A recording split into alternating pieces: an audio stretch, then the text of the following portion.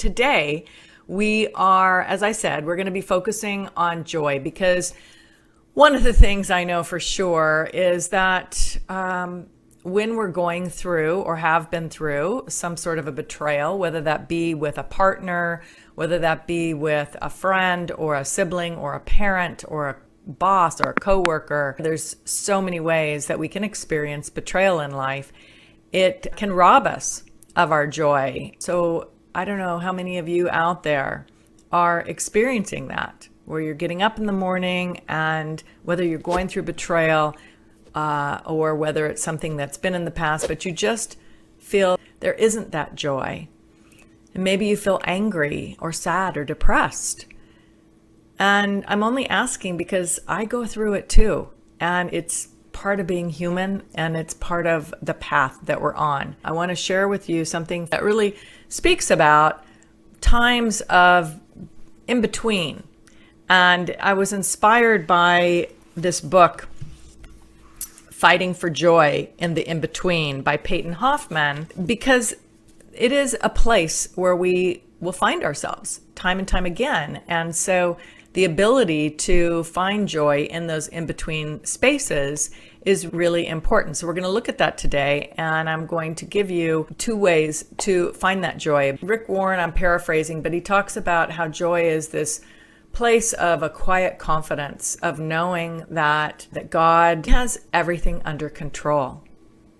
And boy, just by saying that, I could feel my own body relaxing and calming. Because when we feel like it's up to us to do everything, that thought in and of itself creates so much angst and worry and anxiety and tension, because getting through this life and getting through it in a way that is joyful, it requires a higher power. It requires God. It requires divine love. We can be resistant to it, especially if we're going through something like a betrayal and we feel like, why is this happening? And why is it happening to me? But I just want to tell you, having gone through betrayal on so many levels in my own life, and feeling completely that devastation, I can tell you that there is a purpose. There is a purpose for being disconnected from our joy. You can call it an in-between time, as Peyton's book suggests. In-between times are fantastic for transitions, for transformation. It's a time to dig deep. It's a time to believe when you feel like you can't, that maybe your belief is gone by the wayside. It's a time to reconnect. You have the opportunity to grow.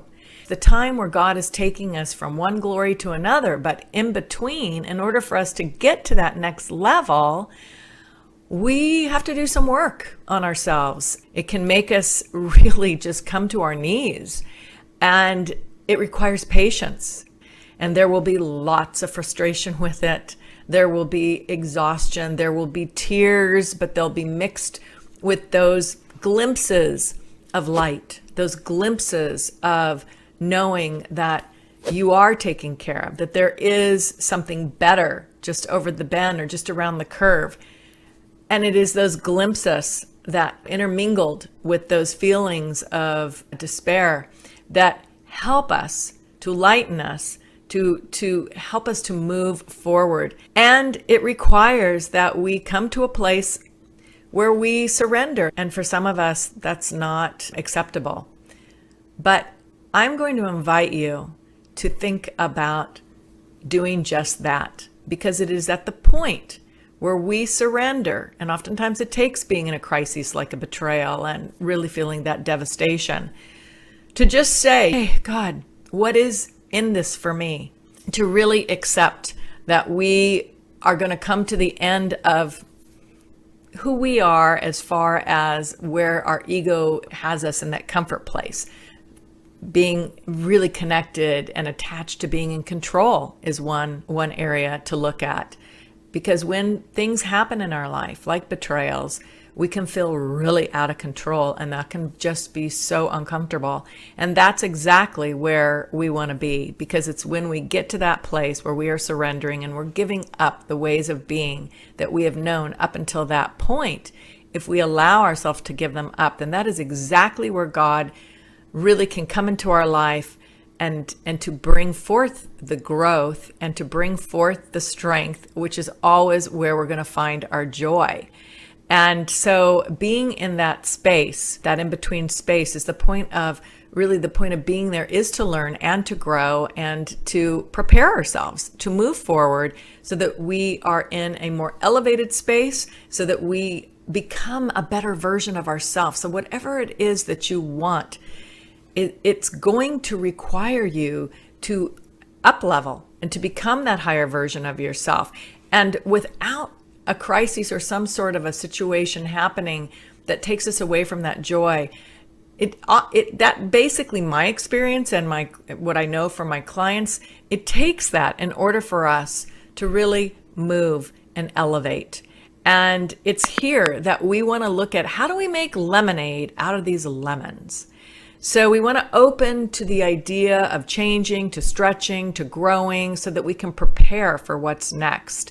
And I can tell you what's next, it's a good thing, but we do have to prepare ourselves for it. And if we don't, what was meant for a blessing can instead become just a repeat. It can become this new opportunity that's presented in front of us, can absolutely just be another letdown if we are not allowing ourselves to prepare for it by growing ourselves. And so the challenge we face is finding the strength to transform, to really make lemonade out of those lemons. And it's in this place that we usually grow weak and weary. And that is oftentimes a place where we lose connection with divine love. We lose connection with God, and we ask questions like, why is this happening to me? Why aren't I enough? Why did he do this? Those types of questions, the why questions, they're always disempowering. And they always leave you feeling weaker, more exhausted, and more hopeless. Joy, on the other hand, that is something from within.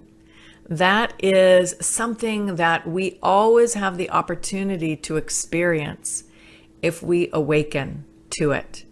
And the nice thing about joy is that it is not dependent on something outside of ourselves. As I said, it comes from within. It comes from our connection to divine love. That is the gift that we are given when we allow divine love to live in our heart. So if anything or anyone is number one for us outside of divine love, outside of that connection to God, then we have to really understand that we must remove it. We must remove it, because whenever we make someone or something outside of ourselves number one, we're always going to be on a joyride of ups and downs, and it'll be impossible to create a firm foundation, one where we can access joy whenever we want.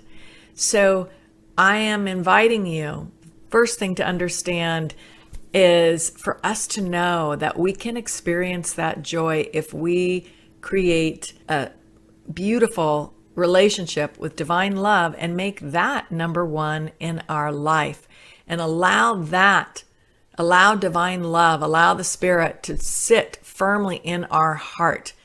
And we truly cannot move forward without this firm foundation leading our way.